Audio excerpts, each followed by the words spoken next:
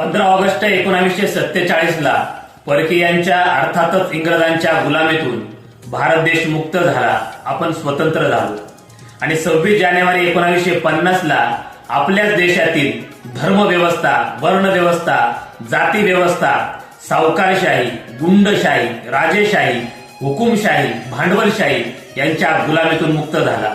कारण विश्वरत्न डॉक्टर बाबासाहेब आंबेडकरांच्या अथांग बुद्धिमत्तेतून, अतुल्य अभ्यासातून, सर्जनशीलतेतून, प्रचंड वेदनेतून, अपार कष्टातून आणि क्रांतिकारी लेखणीतून निर्माण झालेल्या भारतीय संविधानाची अंमलबजावणी याच दिवसापासून सुरू झाली.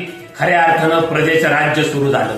परंतु आजही विविध शाळा महाविद्यालयांमध्ये, शासकीय ठिकाणी, सार्वजनिक ठिकाणी 26 जानेवारी प्रजासत्ताक दिन साजरा करत असताना विश्वरत्न डॉक्टर बाबासाहेब आंबेडकरांचं नाव देखील घेतलं जात नाही आणि भारतीय संविधानाबद्दल जागरूकता देखील निर्माण केली जात नाही. ही सगळ्यात मोठी शोकांतिका आहे. ज्या महामानवाने सत्तेची लगाम जनतेच्या हातात देऊन जनतेला राजा बनवलं, त्याच डॉक्टर बाबासाहेब आंबेडकरांप्रती आणि भारतीय संविधानाप्रती कृतज्ञ होताना जराशी लाज वाटू द्या. अरे अजूनही वेळ गेलेली नाहीये. वेळीच शहाणे व्हा. प्रजासत्ताक दिनी डॉक्टर बाबासाहेब आंबेडकरांचं स्मरण करा. त्यांनी भारतीय संविधानाच्या निर्मितीसाठी घेतलेले कष्ट सांगा आणि भारतीय संविधानामुळे अजूनही भारत कसा टिकून आहे आणि भविष्यातही कसा टिकून राहील हे देखील सांगा. भारतीय संविधानाचा जागर मांडा. आणि हो, जी सत्तेची लगाम तुमच्या आमच्या हातामध्ये दिलेली आहे ना, ती लगाम हळूहळू मुजोर होऊन हुकुमशाहीकडे वळणाऱ्या